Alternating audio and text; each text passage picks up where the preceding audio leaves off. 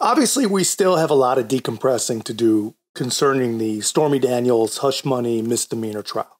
But I think we can all be sure everything has consequences. I mean, nothing in life ever goes to plan, right? And it's going to be interesting to see how this affects the people who really are responsible for it. But my gut tells me this is what gets Donald Trump reelected. I mean, they just elected Donald Trump president, so politically I think it's good. I think, unfortunately, they've made a travesty, a mockery of our criminal justice system.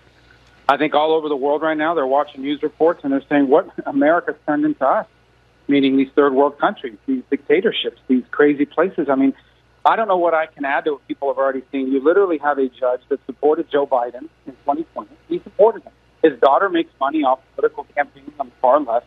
A jury pulled from one of the most liberal counties in America. A prosecutor that basically ran on the promise that I'm going to get Trump. I don't know what I'm going to get him on yet, but I'm going to get him on something. He's exactly right, man. People in third world countries, they are saying exactly that. I mean, hopefully, maybe it'll keep them from taking the most dangerous land migration route in all of human history to come here. But regardless of that, that is exactly what they're saying. But I think, honestly, I think the people of the third world have an advantage over us because at least they know that they live in the third world. They know that their systems are corrupt. They know that the deck is stacked against them. Here, we actually have people that believe that what we saw yesterday, what we've been seeing for the better part of the last decade, we have people here that believe that that is justice. I mean, it's crazy. The people in the third world have got to be, they have to think that we're the biggest fools on the planet. And it's sad, man. It's just, it's sad. They might have a spring today, but it's not going to last very long because what happened in New York is a travesty of justice. Everybody knows it. You've been talking through the elements of what's occurred. I'm not going to go down the elements.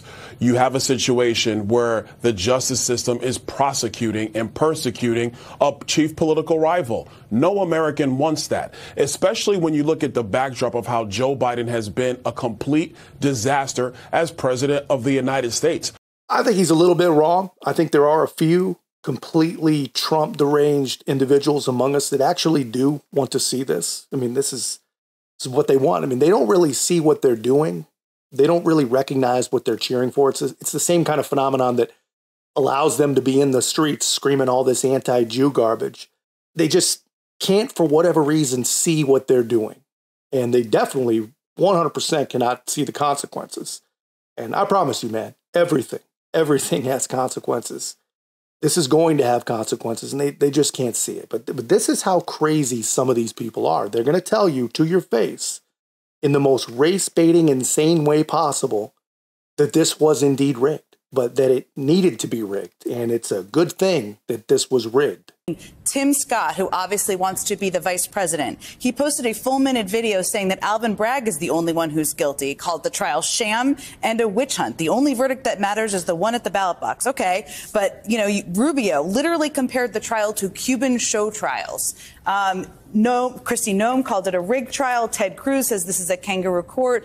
Byron Donalds, this is election interference.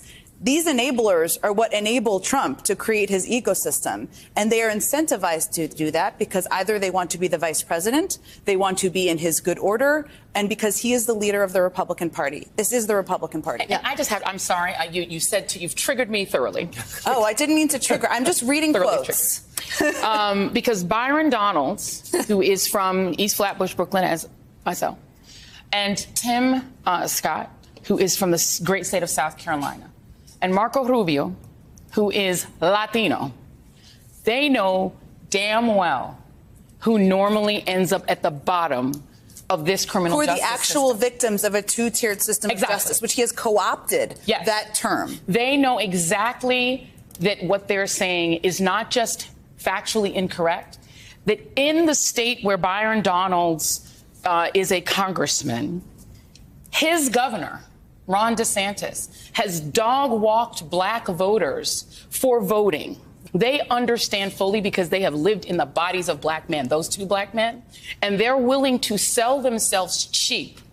Cheap. Not even Clarence Thomas will do that. At least he requires it to be expensive.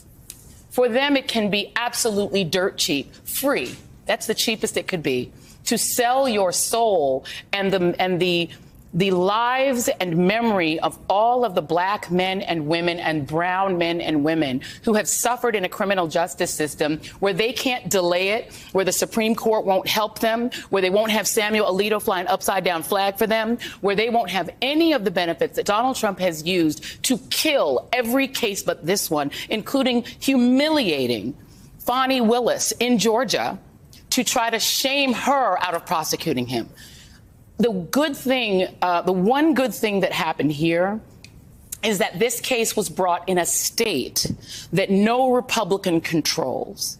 Because if it did, the same thing that happened in Georgia would have happened here. Thank God for the state of New York, Donald Trump's home state, because there was no way for him to interfere with the process of justice. And in this rare instance, as somebody who's quite critical many times of the criminal justice system, the system actually worked the way it is supposed to work. I'm sorry. I am very, very sorry that I showed so much of that insanity, but I mean, in case that literally just melted your brain, Joy Reid apparently, obviously can't analyze anything without making it about race. But she says that because Trump can appeal, because he has constitutionally protected rights to ensure that he is being treated fairly and justly by the state, the same exact rights that every single citizen of the United States has, and under the Obama administration, terrorists, of course, had those rights too. But basically, MSNBC says that only white people have these rights, and apparently Trump's rights to due process is really just a fancy way to say white privilege. I mean, dude, people watch this stuff, man. People are literally getting poisoned by this insanity. You know, Rush always said that liberalism is a communicable disease. And my gosh, man, he was so right. But anyway, in all that nonsense, she admits that this was only made possible because it happened in New York, which is her accidental way of admitting that this was rigged. And she's not the only person that knows it. You know, we all know it. Anyone paying attention knows it. But that's just my take, man. Let me know your thoughts in the comments. If you haven't already, be a part of our growth. Make sure to like, comment, subscribe. Most importantly, share the channel. I'll see you in the next one.